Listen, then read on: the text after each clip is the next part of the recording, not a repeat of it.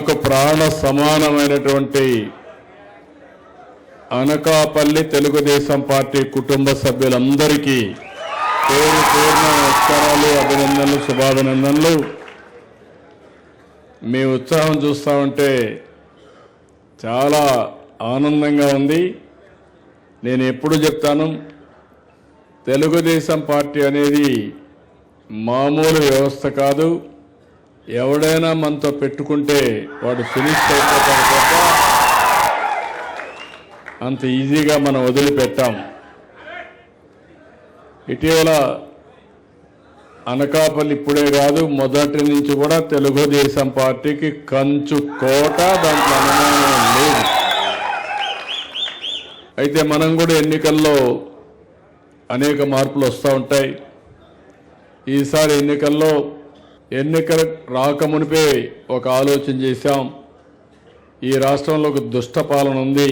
రాష్ట్రాన్ని భ్రష్టు పట్టించారు. ఈ రాష్ట్రాన్ని పునర్నిర్మాణం చేయాలి. ఆ సమయంలో స్వచ్ఛందంగా పవన్ కళ్యాణ్ గారు ముందుకొచ్చి జనసేన అధినేత పూర్తిగా సహకరించడం, ఆ తర్వాత మనం ఈ రాష్ట్రాన్ని పునర్నిర్మాణం చేయాలంటే బీజేపీ కూడా అవసరం.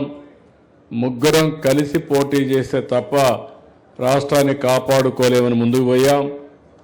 అయితే చాలా ఎన్నికలు చూశాను, కానీ 2024 ఎన్నిక నా జీవితంలో ఎప్పుడూ చూడలేదు అలాంటి ఎన్నిక. దానికి కారణం మీరందరిలో కూడా బాగా పూర్తిగా ఛార్జ్ అయిపోయారు. పక్కన చూడలా, ఒకటే ఆలోచించారు, ఈ రాక్షసులు పోవాలి, రాష్ట్రాన్ని కాపాడుకోవాలి, అదే ధ్యేయంతో ముందుకు పోయారు. దాంతో ఎన్నో విక్టరీస్ చూశాను, కానీ ఈసారి గెలుపు మాత్రం నా జీవితంలో చూడలేదు. పోటీ చేసిన వాళ్ళల్లో 94% స్ట్రైక్ రేట్ రావడం ఇది ఒక హిస్టారికల్ చరిత్ర. ఇప్పుడు నేను చూస్తే అప్పటికి ఇప్పటికీ ఇంకా కొంచెం పెరిగింది, ఓట్లు పెరిగాయి. దానికి కారణం మీరందరూ పనులు చేయడం. నేను కూడా మీరు చూస్తే ఒక పక్క సంక్షేమం, సూపర్ 6 అన్నాం. సూపర్ 6ని సూపర్ హిట్ చేయడమే కాకుండా ఊహించిన దానికంటే ఎక్కువ చేయగలుగుతున్నాం. ఇంకా నిరంతరం కూడా ముందుకెళ్తాం. నేను ఎన్నోసార్లు చెప్పాను, నా ఆలోచన ఒకటే, మనం కష్టపడేది ప్రజల కోసం, నిరంతరం ప్రజల్ని ఎంపవర్ చేసుకుంటూ ముందుకు పోవాలి.